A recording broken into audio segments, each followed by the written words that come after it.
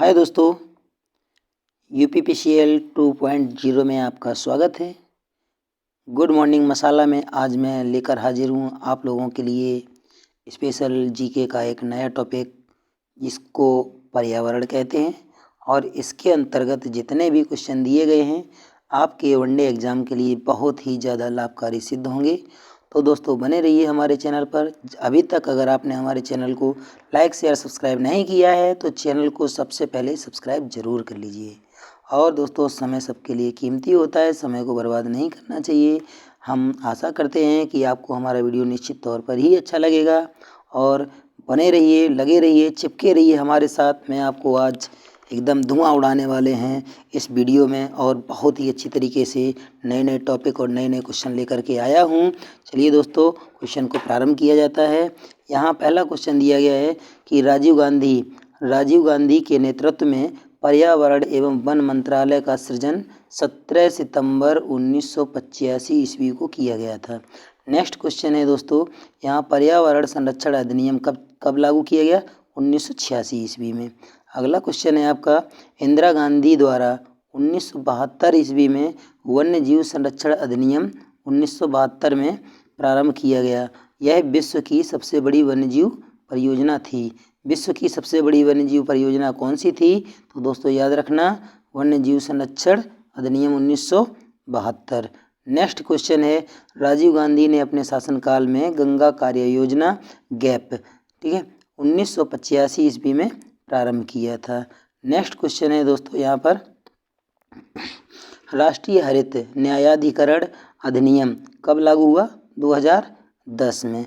अगला क्वेश्चन है, प्रथम बार चौथी पंचवर्षीय योजना के दौरान पर्यावरण को विकास के साथ जोड़ा गया। तो पर्यावरण के क्षेत्र में बहुत ही विकास किया गया। कौन सी पंचवर्षीय योजना में? चौथी पंचवर्षीय योजना में। तो दोस्तों यहाँ पर एक क्वेश्चन और याद रखना, जो पाँचवीं पंचवर्षीय योजना थी, कौन सी?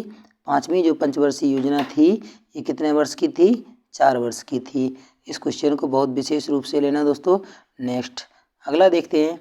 अगला क्वेश्चन यहाँ पर दिया गया है कि पर्यावरण के प्रमुख कितने संघटक हैं? तो पर्यावरण के मुख्यतः कितने संघटक हैं? तो याद रखना दोस्तों, कितने संघटक हैं? 3। कौन कौन से हैं? भौतिक या अजैविक संघटक, अजैविक संघटक तथा ऊर्जा संघटक। अगला क्वेश्चन है यहाँ पर, आदिमानव की भौतिक पर्यावरण की कार्यात्मक भूमिका किस प्रकार की थी? तो याद रखना दोस्तों, पाता एवं दाता, इसको कहते हैं रिसीवर और कंट्रीब्यूटर। नेक्स्ट क्वेश्चन है दोस्तों, कौन सा मानव पर्यावरण का विध्वंसक माना जाता है? तो जो औद्योगिक क्षेत्र में जो मानव होते हैं या जिनका उद्योग होता है उनको जो है पर्यावरण का विध्वंसक कहा जाता है। नेक्स्ट क्वेश्चन है दोस्तों, कौन सी विद्या ने मानव को सामूहिक जीवन प्रदान किया? तो पशुपालन। तो पशुपालन ने मानव को सामूहिक जीवन प्रदान किया। नेक्स्ट क्वेश्चन है, खेती की सबसे पुरानी या पुरातन प्रणाली कौन सी है? तो दोस्तों याद रखना, झूम कृषि। इस झूम कृषि को किस नाम से जाना जाता है? स्थानांतरित कृषि। इसको याद रखना, स्थानांतरित कृषि के नाम से झूम खेती को जाना जाता है। नेक्स्ट क्वेश्चन है, विश्व तथा भारत में आज भी झूम या स्थानांतरण कृषियाँ कहाँ प्रचलित हैं? तो दोस्तों यहाँ दिया गया है, दक्षिण एवं दक्षिणी पूर्वी एशिया एवं पूर्वोत्तर भारत में। तो पूर्वोत्तर भारत के अंतर्गत कौन कौन सा आता है?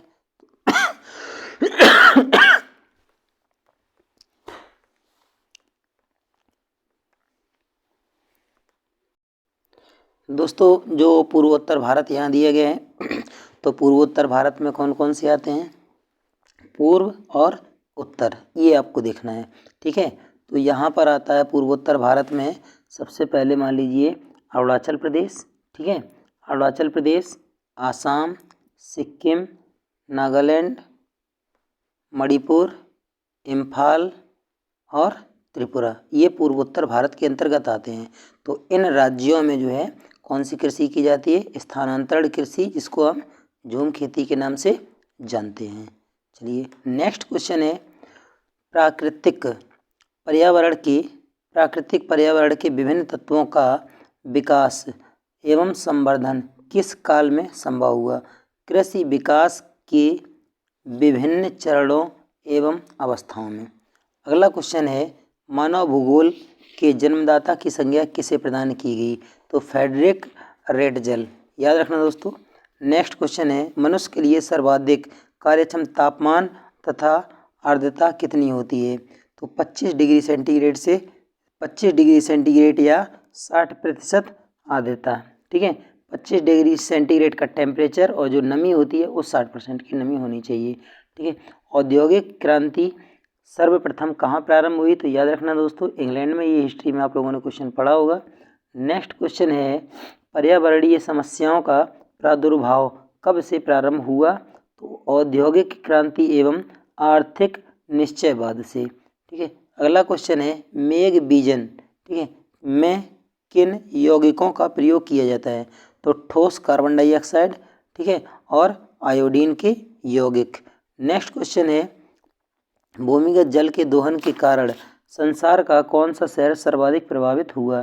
ठीक है, तो इस यूएसए में एक शहर पड़ता है जिसका नाम है बुकलिन। तो दोस्तों याद रखना, ये भी बहुत इंपॉर्टेंट क्वेश्चन है। नेक्स्ट क्वेश्चन यहाँ दिया गया है, क्लोरोफ्लोरोकार्बन। तो क्लोरोफ्लोरोकार्बन के बाद ओजोन स्तर का दूसरा प्रमुख विध्वंसक कौन सा है या कौन सा यौगिक है? जो CFC था, CFC क्लोरोफ्लोरोकार्बन, ये जो गैस है ये निकलती है आपकी रेफ्रिजरेटर और एसी से। किससे? रेफ्रिजरेटर और एसी जो एयर कंडीशनर होती है, इनसे दोनों से ये गैस बहुत ज़्यादा निकलती है, CFC। ठीक है, और इसका दूसरा जो विध्वंसक है जो ओजोन लेयर को नष्ट कर रहा है, इसको नाइट्रोजन डाइऑक्साइड के नाम से जाना जाता है। हाँ दोस्तों, और ये जो ओजोन स्तर है तो इसकी मोटाई को नापने के लिए डावसन इकाई, कौन सी? डावसन यूनिट का उपयोग किया जाता है। ठीक है, नेक्स्ट क्वेश्चन यहाँ दिया गया है, ओजोन स्तर के क्षरण का पता सर्वप्रथम किसने लगाया? तो जोसेफ फोरमैन इनका नाम है, और ये 1985 ईस्वी में इंग्लैंड के थे। इस 1985 ईस्वी में इन्होंने पता लगाया था। नेक्स्ट क्वेश्चन है, अंतर्राष्ट्रीय हाइड्रोलॉजिकल दशक, ठीक है, मनाया गया था तो 1965 से 1974 के बीच में। नेक्स्ट क्वेश्चन है दोस्तों, अपने स्थान पर सेलों तथा रिगोलिथ, ठीक है, आवरण स्तर के विघटन तथा वियोजन की प्रक्रिया को कहते हैं अपक्षय कहा जाता है इसको। चलिए दोस्तों, नेक्स्ट क्वेश्चन है यहाँ पर, दक्षिण पूर्वी संयुक्त राज्य अमेरिका का नरक किस नदी को कहा जाता है? तो याद रखना, टेनेसी नदी। ठीक है, ये संयुक्त राज्य अमेरिका का नरक जो है इस टेनेसी नदी को कहा जाता है। नेक्स्ट क्वेश्चन है, भारत की दामोदर नदी परियोजना किस नदी परियोजना की अनुकृति है? तो टेनेसी नदी परियोजना की ये अनुकृति है। ठीक है, और ये जो टेनेसी नदी ये परियोजना है ये 1940 ईस्वी यूएसए में, ठीक है, बनाई गई थी। अगला क्वेश्चन है, विश्व की सर्वाधिक अवसाद परिवहन, ठीक है, ये अवसाद क्या होता है? ये खरपतवार होता है या फिर मलबा होता है जिसको ढोने का काम करती हैं दो नदियाँ। ठीक है, विश्व की सर्वप्रथम दो सर्वाधिक अवसाद जो है मलबा ले जाने वाली दो नदियाँ। ठीक है, इसमें एक है पीली नदी जिसको येलो रिवर के नाम से जानते हैं, ये चाइना में है, और एक है आपकी गंगा नदी।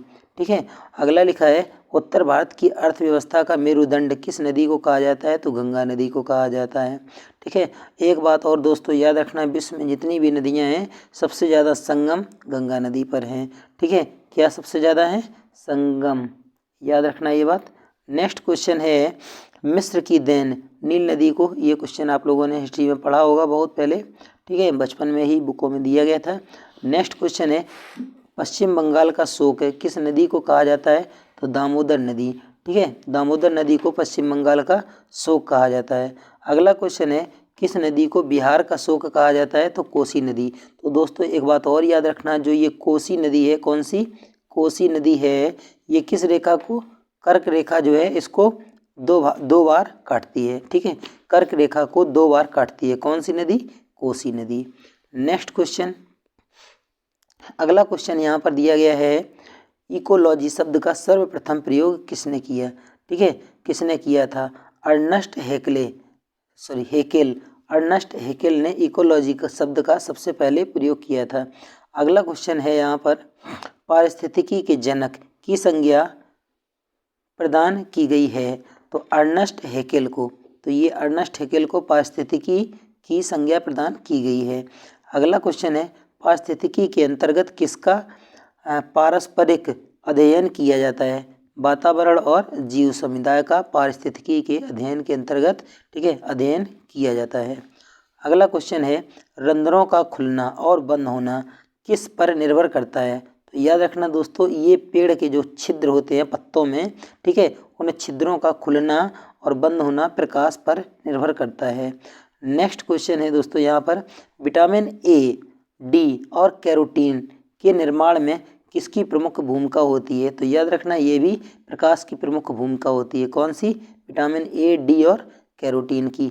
अगला लिखा है, ये अल्प दीप्तकाली पौधे हैं तो तंबाकू और सोयाबीन, इन दोनों पौधों को कम अगर प्रकाश मिलेगा तब भी ये बहुत अच्छे से उत्पादित होंगे।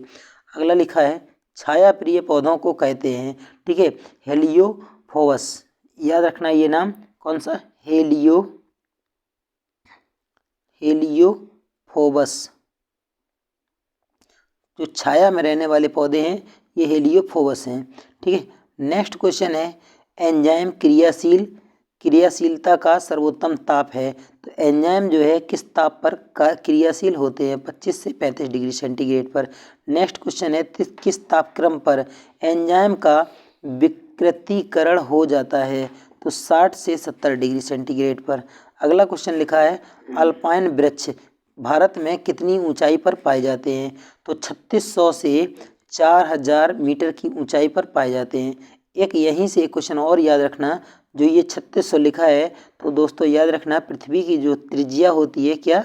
पृथ्वी की रेडियस, ये इतनी ही होती है, 3600 किलोमीटर।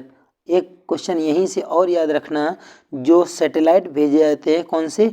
आर्टिफिशियल सैटेलाइट जो मानव के द्वारा निर्मित किए जाते हैं, इनकी ऊंचाई कितनी होती है? 36,000 किलोमीटर। ये बात याद रखना दोस्तों। नेक्स्ट अगला क्वेश्चन दिया गया है, स्थायी बर्फ लाइन की भारत में क्या ऊंचाई है? तो यहाँ लिखा है, स्थायी बर्फ लाइन की भारत में ऊंचाई कितनी है? तो 4000 मीटर। बाष्पोत्सर्जन किस प्रकार की क्रिया है? तो ये एक जैविक क्रिया है बाष्पोत्सर्जन।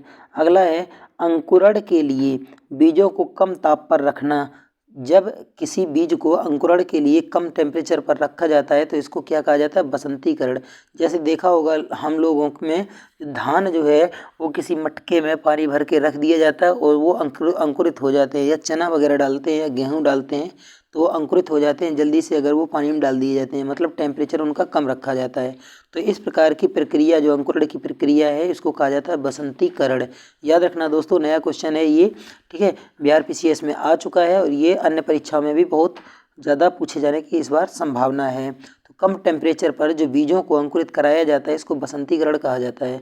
नेक्स्ट क्वेश्चन है, मरुद्भिद पौधों में प्रायः पत्तियां किस में बदल जाती हैं? तो कांटों में। मरुद्भिद का मतलब होता है जो बालू, या इनको जीरोफाइटा भी कहा जाता है, ठीक है, इनको जीरोफाइट भी कहा जाता है। तो इस प्रकार के पौधों को मरुद्भव पौधे कहते हैं जो रेतीली भूमि में उगते हैं।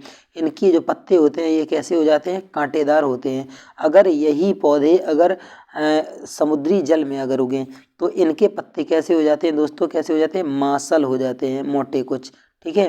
तो जो समुद्री घास के, मतलब जो समुद्र में जो पौधे उगते हैं या जो घास होती है उनके पत्ते कैसे होते हैं? मांसल होते हैं। नेक्स्ट क्वेश्चन है दोस्तों, आर्द्रता को किस में मापा जाता है? तो सापेक्षिक आर्द्रता की प्रतिशत इकाई में। अगर पूछा जाए यहाँ आर्द्रता को किस से मापा जाता है, ठीक है, तो हम क्या कहेंगे यहाँ पर? हाइग्रोमीटर। क्या कहेंगे? हाइग्रोमीटर। आर्द्रता को मापने वाला जो यंत्र होता है हाइग्रोमीटर होता है। एक और होता है क्या? हाइड्रोमीटर। इसके द्वारा अपेक्षिक घनत्व को मापा जाता है। इसके द्वारा अपेक्षिक घनत्व को और इसके द्वारा नमी को या आर्द्रता को मापा जाता है। नेक्स्ट क्वेश्चन है, वनस्पतियों के सड़ने से कौन सी गैस निकलती है? तो दोस्तों याद रखना मेथेन गैस निकलती है। इसका फार्मूला होता है CH4। ठीक है। नेक्स्ट क्वेश्चन है, वायुमंडल में आर्गन की कितनी प्रतिशत मात्रा पाई जाती है? तो 0.93%। याद रखना 0.93% आर्गन पाया जाता है। किसमें? वायुमंडल में।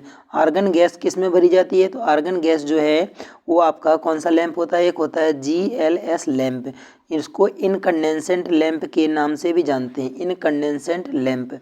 ठीक है। यही जो होते हैं घरेलू उपयोग में जो सूर्या बल्ब वगैरह जो आते हैं 10-10 रुपए के, 10 रुपए का या 20 रुपए का जो बल्ब आता है उसी की बात हो रही है। इस बल्ब में ठीक है आर्गन गैस भरी जाती है। और ये आर्गन गैस भरी जाती है, ये इसमें जो फिलामेंट जो नाइक्रोम का फिलामेंट लगाया जाता है, ठीक है, नाइक्रोम का जो फिलामेंट लगाते हैं, इस फिलामेंट को वाष्पशील होने से बचाने के लिए आर्गन गैस भरी जाती है।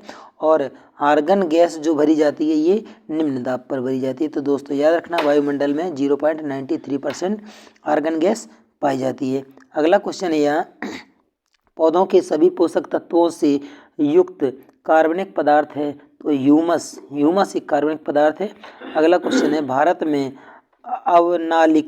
अवनालिका क्षरण, ठीक है, यह लिखा है गुल्ली इरोजन से सर्वाधिक प्रभावित क्षेत्र है? तो मालवा का पठार या चंबल घाटी का क्षेत्र। नेक्स्ट क्वेश्चन है दोस्तों यहाँ पर, संसार का सबसे बड़ा लोयस मैदान? तो ये चीन में है।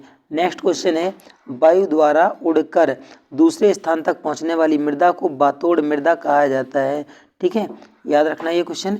नेक्स्ट क्वेश्चन है यहाँ पर, अधोमृदा मृदा के किस संस्तर को कहते हैं? तो संस्तर बी। नेक्स्ट क्वेश्चन है, मृदा में औसतन ठीक है कितने प्रतिशत कार्बनिक पदार्थ पाए जाते हैं? तो याद रखना दोस्तों 5% होता है। नेक्स्ट क्वेश्चन यहाँ पर दिया गया है, सर्वाधिक कार्बनिक पदार्थ किस मृदा में पाया जाता है? तो ये पीट मृदा में पाया जाता है। तो दोस्तों याद रखना एक पीट नाम का कोयला भी होता है। क्या होता है? कोयला, जो कि सबसे घटिया कोयला की श्रेणी में आता है। नेक्स्ट क्वेश्चन है, प्राकृतिक ऑक्सीजन क्या है? इंडोल एसिटिक एसिड को प्राकृतिक ऑक्सीजन कहा जाता है। नेक्स्ट क्वेश्चन है, क्लोरोफिल के निर्माण के लिए अति आवश्यक तत्व है मैग्नीशियम। याद रखना मैग्नीशियम की कमी से पेड़ के पत्ते जो हैं वो कैसे हो जाते हैं? पेड़ के पत्ते हो जाते हैं कैसे? पीले। ठीक है, याद रखना ये। और क्लोरोफिल के कारण पेड़ के पत्ते कैसे हो जाते हैं? क्लोरोफिल के कारण पेड़ के पत्ते हो जाते हैं ग्रीन, हरे। ठीक है, और मैग्नीशियम की कमी से ये हो जाते हैं कैसे? येलो, पीले हो जाते हैं। नेक्स्ट क्वेश्चन यहाँ पर दिया गया है, वाष्पोत्सर्जन प्रक्रिया के लिए ठीक है आवश्यक तत्व है कौन सा? पोटेशियम। नेक्स्ट क्वेश्चन है दोस्तों, वह मृदा जल जिसे पौधे अपनी जड़ों द्वारा अवशोषित करते हैं तो किसका जल कहते हैं? तो ये जो पौधे होते हैं तो दोस्तों याद रखना क्या होते हैं? पौधे जो होते हैं इनके पौधों के अंदर जो जल ऊपर की ओर जो जाता है, ठीक है, ये केश नली की क्रिया के द्वारा जाता है। और ये जाता किसके माध्यम से है? तो इसको कहते हैं जाइलम। ठीक है, जाइलम के द्वारा इसमें जल ऊपर की तरफ जाता है, परंतु ये केश नली का प्रभाव होता है जो ऊपर की तरफ ये पानी जो है पत्तियों तक चला जाता है। याद रखना दोस्तों। नेक्स्ट क्वेश्चन जो दिया गया है, किस मृदा की जल धारण क्षमता सर्वाधिक होती है? तो ये मटियार मृदा होती है, इसकी जल धारण क्षमता सबसे ज़्यादा होती है। यहाँ लिखा है क्ले सॉइल। अगला लिखा है, जलाक्रांत मृदा में किस प्रकार की वनस्पतियाँ मिलती हैं? तो मैंग्रोव। तो मैंग्रोव वनस्पति ये सबसे ज़्यादा कहाँ पाई जाती है? तो याद रखना ये पश्चिम बंगाल में। ठीक है, मैंग्रोव वनस्पति सबसे ज़्यादा उगती है जहाँ पर है क्या? सुंदरबन का डेल्टा। सुंदरबन का डेल्टा ये दोस्तों विश्व का सबसे बड़ा नदी डेल्टा है। और ये विश्व का सबसे बड़ा नदी डेल्टा है और ये है किसमें? गंगा नदी पश्चिम बंगाल में, सुंदरबन का डेल्टा। इसका नाम सुंदरवन क्यों पड़ा? यहाँ पर सुंदरी नामक वृक्ष उगते हैं और इस वन को मैंग्रोव वन के नाम से जाना जाता है। अगला क्वेश्चन है पौधों की वृद्धि तथा पोषक तत्वों का अवशोषण सर्वाधिक किस पीएच मान पर होता है? तो ये पीएच मान है 0.6 से 7.5। अगला क्वेश्चन है सर्वाधिक उर्वरता को धारण करने वाला मृदा कण है? तो मटियार मृदा कण जो सर्वाधिक है उर्वरता को धारण करता है। नेक्स्ट है सर्वाधिक उर्वरक मृदा एवं मिट्टी है? तो दोमट मृदा एवं जलोढ़ मिट्टी। ठीक है। नेक्स्ट है चूना प्रधान मृदा में उगने वाले पौधों को क्या कहा जाता है? तो कैल्सिकोल्स कहा जाता है, मतलब ऐसी मिट्टी जिसमें चूना ज़्यादा होता है। ठीक है, तो उसमें जो पौधे उगते हैं उनको कैल्सिकोल्स के नाम से जाना जाता है। नेक्स्ट क्वेश्चन है आपका कि सर्वप्रथम गहन पारिस्थितिकी, ठीक है, डीप इकोलॉजी शब्द का प्रयोग किसने किया था? ठीक है, तो ये लिखा है अर्नी नेस 1973 ईस्वी में। नेक्स्ट क्वेश्चन है यहाँ पर श्वसन मूल किस प्रकार के वनस्पतियों में मिलता है? तो दोस्तों यहाँ पर जो श्वसन मूल मिलता है ये मैंग्रोव में मिलता है। अगला पूर्ण मूल एवं स्तंभ परजीवी है? तो पूर्ण मूल एवं स्तंभ परजीवी, कोई अगर पेड़ है तो पेड़ के ऊपर से ही ये अपनी जड़ें लेकर के और अपना भोजन बनाते हैं। इनको कहते हैं ओरोबैंकी एवं अमरवेल। अमरवेल जो होता है दोस्तों येलो कलर का बिना पत्ती वाला एक, ठीक है, जाल ऐसा मतलब पौधा या वनस्पति होती है ये। ठीक है। नेक्स्ट क्वेश्चन यहाँ पर दिया गया है कि कवक का किसी पौधे की जड़ के साथ सहजीवन कहलाता है? ठीक है, तो इसको कहते हैं माइकोराइजा, माइकोराइजा के नाम से जाना जाता है। अगला लिखा है कीटभक्षी पौधे अपना भोजन स्वयं बनाते हैं? जी हाँ, तो कीटभक्षी जो पौधे होते हैं ये होते हैं कुछ मटके के आकार के। इस पोजीशन ऐसी इनकी पोजीशन होती है, ठीक है, और इसके ऊपर होता है ढक्कन और यहाँ पर ये पेड़ में जुड़े होते हैं। तो ये ढक्कन इसका ओपन बना रहता है, जब कीड़े इस पर बैठते हैं यहाँ पर इसके द्वार पर तो ये ढक्कन स्वतः ही बंद हो जाता है और ये कीड़ा इसी में अपना दम तोड़ देता है जिससे ये अपना भोजन बना लेते हैं। नेक्स्ट क्वेश्चन है जब दो भिन्न पौधों का संबंध खाद्य के लिए न होकर रहने के लिए होता है तो ऐसे संबंध को क्या कहा जाता है? तो एपीफाइट्स, ठीक है, अधिपादप के नाम से इसको जानते हैं। नेक्स्ट क्वेश्चन आपका है यूट्रिकुलेरिया, ठीक है, नेपेनेथिस, डायोनिया, ड्रोसेरा कैसे पौधों के उदाहरण हैं? तो याद रखना दोस्तों इन पौधों को कीटभक्षी पौधे कहा जाता है, जैसे कि मैंने अभी बना करके दिखाया था मटके के आकार का। ठीक है।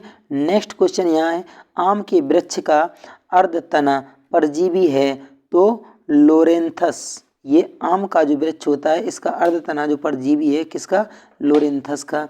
नेक्स्ट अगला है वायुमंडल की गैसें, वायुमंडल की गैसें, यहाँ पर लिखा है वायुमंडल में पाई जाने वाली वायु में अनेकों गैसें निश्चित मात्रा में पाई जाती हैं। इनकी मात्रा में परिवर्तन प्रायः वायु प्रदूषण के द्वारा होता है। वायु में पाई जाने वाली प्रमुख गैसें वायु के आयतनानुसार निम्नलिखित हैं। तो दोस्तों याद रखना वायुमंडल में जो ऑक्सीजन का परसेंटेज जो रहता है, ठीक है, आयतन के अनुसार ये कितना है? 21%। नेक्स्ट है कार्बन डाइऑक्साइड, तो जो CO2 गैस है इसका परसेंटेज कितना है? 0.03%। नाइट्रोजन का परसेंटेज 78, ठीक है, जल का परसेंटेज 0.05 से 1%, आर्गन 0.93, अभी उधर आया था, आर्गन को हम किस में भरते हैं? बल्ब में भरा जाता है ये गैस। ठीक है। नेक्स्ट है नियॉन, तो नियॉन साइन लैंप भी होता है। नियॉन साइन लैंप जो होता है उसको क्या कहते हैं? कोल्ड कैथोड, ठीक है, कोल्ड कैथोड लैंप। जो नियॉन लैंप होता है इसको कोल्ड कैथोड लैंप के नाम से भी जानते हैं और ये आयतन के अनुसार वायुमंडल में कितनी है? 0.001%। हीलियम कितना पाया जाता है? 0.0005%। मेथेन कितना पाया जाता है? 0.0017%। दोस्तों याद रखना। नेक्स्ट क्वेश्चन आपका यहाँ पर दिया गया है बजरी जो कण होते हैं बालू के या मृदा के, इनका आकार क्या होता है? एक बार इसमें से क्वेश्चन उठा लिया गया है दोस्तों। हाँ दोस्तों, अगर आप हमारे चैनल पर नए हैं तो चैनल को लाइक सब्सक्राइब शेयर करना ना भूलें, वीडियो अंत तक देखें। चलिए दोस्तों नेक्स्ट अगला क्वेश्चन देखते हैं। यहाँ पर दिया गया है कि प्रकार की मृदाओं में, ठीक है, प्रकार की मृदाओं में निम्नलिखित आकार एवं व्यास वाले कण पाए जाते हैं। तो जो बजरी होती है इसका व्यास कितना होता है, तो याद रखना दोस्तों 5 mm, ठीक है, से अधिक कण वाले जो होते हैं, मतलब जो इससे ज़्यादा जो कण होता है उसको हम क्या कहते हैं, बजरी, ग्रेवल कहते हैं। बारीक बजरी, इसका आकार, इसका व्यास कितना होता है, 2 mm से 5 mm के बीच इसका बारीक बजरी का व्यास होता है। मोटी बालू का व्यास क्या होता है, तो दोस्तों याद रखना मोटी बालू का व्यास होता है 0.2 से 2 mm, ठीक है। बारीक बालू का व्यास कितना होता है, 0.02 से 0.2 mm। अब गाद, ये गाद क्या होता है, सिल्ट इसको कहा जाता है। तो याद रखना गाद जो होता है सिल्ट, यही क्वेश्चन दोस्तों पेपर में पूछा गया था, गाद के कणों का आकार क्या होता है। तो याद रखना ये 0.002 mm से 0.02 mm के मध्य होता है गाद का आकार। नेक्स्ट दिया गया है चिकनी मिट्टी, ठीक है। जो चिकनी मिट्टी है इसको क्ले कहा जाता है, इसका आकार कितना होता है, 0.02 mm या इससे कम, ठीक है। अब नेक्स्ट, हाँ दोस्तों ऑब्जेक्टिव क्वेश्चन आए हैं कुछ। यहाँ पर लिखा गया है कि निम्न में से कौन सा सरोवर झील में तेजी से वृद्धि करते हैं। जो झील या सरोवर जो रहते हैं, तालाब रहते हैं बड़े बड़े, तो इसमें सबसे तेजी से, तीव्रता से जो है ये वृद्धि करने वाला जो पादप होता है इसको जलकुंभी के नाम से जाना जाता है, ठीक है। नेक्स्ट क्वेश्चन दिया गया है, वन के पेड़ों की छालों पर उगे मिलते हैं। तो जो जंगल होता है उसके पेड़ों की छालों पर जो उगे मिलते हैं वो होते हैं लाइकेन। अगला नेक्स्ट क्वेश्चन यहाँ पर दिया गया है, हैदराबाद में स्थित हुसैन सागर झील किस जीव की वृद्धि से नष्ट हुई। तो याद रखना दोस्तों ये जलकुंभी के कारण नष्ट हो गई है, क्योंकि जलकुंभी बहुत तेजी से जल को अवशोषित करती है और जल को नष्ट कर देती है। नेक्स्ट क्वेश्चन यहाँ पर दिया गया है, मरुस्थल में उगने वाले पौधे, ठीक है, कहलाते हैं। तो मरुस्थल में जो पौधे उगते हैं या रेतीली भूमि में जो पौधे उगते हैं उनको जीरोफाइट के नाम से जाना जाता है। जो हाइड्रोफाइट होते हैं ये किस में, ये जल में उगते हैं, ठीक है। नेक्स्ट दिया गया है, पादप वृद्धि हेतु उपयुक्त है। तो पादप वृद्धि हेतु सबसे उपयुक्त है तो ये मिट्टी होती है कौन सी, दोमट मिट्टी। नेक्स्ट क्वेश्चन यहाँ पर दिया गया है कि निम्न में से कौन सा कारक, ठीक है, किसी स्थान की वनस्पति निर्धारित करता है। तो ये जो रहता है कौन सा जल, मृदा जल, ठीक है। नेक्स्ट है, पौधे किस प्रकार जल अवशोषित करते हैं। पौधे किस प्रकार जल अवशोषित करते हैं, इसके ऑप्शन यहाँ दिए गए हैं। तो दोस्तों याद रखना इन सभी ऑप्शन में से जो है आपका राइट है कौन सा, केशिका जल, क्योंकि पेड़ों में जो होता है ये केश नली के द्वारा जो जल है ये ऊपर की ओर जाता है, इसको केशिका जल के नाम से जाना जाता है। नेक्स्ट है, मरुस्थल पादप अधिकतर होते हैं। तो मरुस्थलीय पादप अधिकतर कैसे होते हैं, जो मरुस्थल में पाए जाते हैं ये कैसे होते हैं, ये यहाँ पर दिया गया कि मरुस्थलीय पादप कैसे होते हैं, इनकी पत्तियाँ तो होती हैं कांटेदार परंतु ये होते हैं मांसल, ठीक है। नेक्स्ट अगला है, घास स्थलीय परितंत्र में संख्या का पिरामिड कैसा होता है। तो दोस्तों याद रखना ये होता है पिरामिड कैसा, ये सीधा पिरामिड बनता है। नेक्स्ट दिया गया है, पारितंत्र में ऊर्जा का पिरामिड होता है कैसा, ये सदैव सीधा पिरामिड बनता है। नेक्स्ट है, तालाब के पारितंत्र में जीव भार का पिरामिड होता है। तो ये दोस्तों होता है उल्टा। नेक्स्ट क्वेश्चन है, घास स्थलीय तथा वन पारितंत्र में जीव भार का पिरामिड होता है, ये कैसा बनता है, तो ये दोस्तों बनता है सदैव सीधा। नेक्स्ट है, खाद्य जाल में ऊर्जा का प्रवाह होता है। तो खाद्य जाल में ऊर्जा का जो प्रवाह होता है ये कैसा होता है, एक दिशीय। नेक्स्ट आगे दोस्तों यहाँ जल आपूर्ति के साथ में परसेंटेज को बांटा गया है, तो इसको किस हिसाब से बांटा गया है देख सकते हैं। यहाँ लिखा है कि महासागरों में जो जल है ये कितने परसेंट है, 97.2%। वायुमंडल में 0.01%। नदी एवं सरिता में जो जल का परसेंटेज है ये कितना, 0.001%। नेक्स्ट है आगे, 800 मीटर की गहराई, ठीक है, तक भूमिगत जल, ये कितना इसका परसेंटेज, 0.31%। ताजे जल की झील, ठीक है, जो ताजे जल की झीलें हैं इसमें कितना ये पानी पाया जाता है, 0.009%। हिम पोटियाँ या हिमनद ठीक है। इसमें जल कितना पाया जाता है 2.15%। नेक्स्ट आगे देखते हैं। आगे घास के प्रमुख मैदान दिए गए हैं। इन मैदानों से एक क्वेश्चन हमेशा आता है प्रत्येक पेपर में, तो दोस्तों इनको बहुत बारीकी से समझ लीजिए। दोस्तों अगर आप हमारे चैनल पर नए हैं तो चैनल को शेयर सब्सक्राइब करना ना भूलें, लाइक ज़रूर करें और शेयर तो ज़रूर कर लें, लाइक और सब्सक्राइब ज़रूर कर लें, जिससे कि आपको हमारा किसी भी वीडियो का नोटिफिकेशन सबसे पहले मिले। बगल में बेल आइकन को ज़रूर दबाएँ। हाँ दोस्तों देखते हैं सवाना घास का मैदान ये कहाँ पाया जाता है, अफ्रीका में पाया जाता है। प्रेरीज ये कहाँ पाया जाता है, उत्तरी अमेरिका में। पंपास अर्जेंटीना या दक्षिणी अमेरिका में पाए जाते हैं। डाउन्स ऑस्ट्रेलिया में पाए जाते हैं। बेल्ट दक्षिणी अफ्रीका में पाए जाते हैं। ठीक है। नेक्स्ट दिया गया यहाँ स्टेपीज घास के मैदान ये यूरेशिया में, मतलब यूरोप और एशिया मिला करके ये दोनों स्थान पर पाए जाते हैं। इसको स्टेपीज कहते हैं यूरेशिया में। ठीक है। कंपोज घास के मैदान ब्राज़ील में पाए जाते हैं। कैंटरबरी ये न्यूजीलैंड में पाए जाते हैं। ठीक है। पुस्टाज ये हंगरी में पाए जाते हैं। नेक्स्ट है लोना लानोज, ठीक है, ये वेनेजुएला एवं कोलंबिया, ठीक है, ये दक्षिणी अमेरिका में पाए जाने वाले घास के मैदान हैं, इनको कहा जाता है लानोज। ठीक है। नेक्स्ट अब देखते हैं कि जो ये घास के मैदान हैं इनका राइट लोकेशन क्या है, कहाँ कहाँ पर कौन सा घास का मैदान पाया जाता है।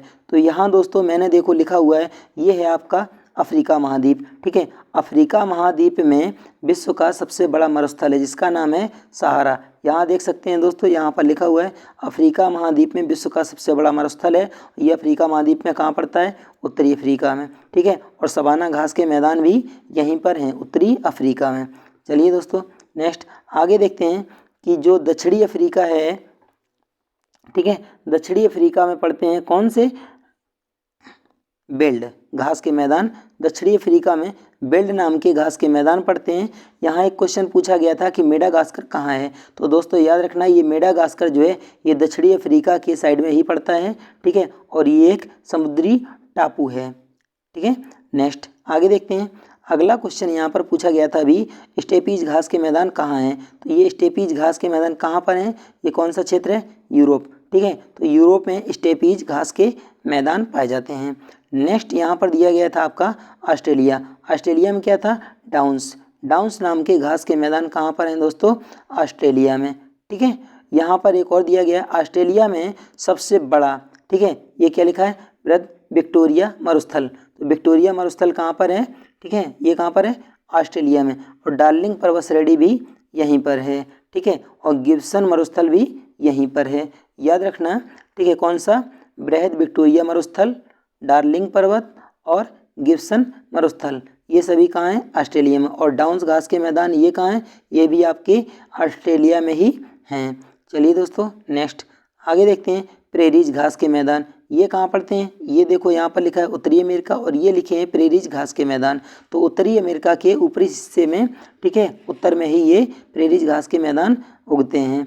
नेक्स्ट आपको बताया गया है यहाँ पर, देखिए यहाँ पर लिखा है पंपास। ये पंपास ये कहाँ पड़ते हैं, ये दक्षिणी अमेरिका में पड़ते हैं। ये है आपकी दक्षिणी अमेरिका। ठीक है। और इसी में होते हैं कौन से, पंपास नाम के घास के मैदान। तो दोस्तों एक यहाँ पर एक और शब्द यहाँ पर दिया गया है, ये लिखा है रियो डी जेनेरियो। ठीक है। यहाँ पर हुआ था पहला पृथ्वी सम्मेलन, पहला पृथ्वी सम्मेलन, याद रखना। स्थान का नाम है रियो डी जेनेरियो। जो 2011 में ओलंपिक हुए थे वो भी यहीं पर हुए थे। Next thank you for my watching. दोस्तों हमारा वीडियो कैसा लगा, वीडियो अगर अच्छा लगा हो तो वीडियो को शेयर सब्सक्राइब करना ना भूलें, लाइक करें, अपने मित्रों को बताएं कि यहाँ पर जीके, टेक्निकल, रीजनिंग सभी हर क्षेत्र से रिलेटेड वीडियो कंटिन्यू डाले जाते हैं। और ग्रुप डी में तो एकदम वरदान मान लीजिए दोस्तों, ग्रुप डी में हमारा कई बार सिलेक्शन भी हुआ है परंतु किसी दुर्भाव के कारण नहीं हो पाया। ठीक है। तो दोस्तों आप लोग एकदम चैनल पर बने रहिए, चैनल को सब्सक्राइब तो ज़रूर कर लीजिए क्योंकि अब आपको हर दिन नए नए वीडियो और एक निश्चित आपका टाइम रहेगा। प्रत्येक वीडियो आपको सुबह 4:30 बजे से 5 बजे के बीच में निश्चित रूप से ही मिल जाएगा। Thank you for my watching. जय हिंद दोस्तों, जय हिंद।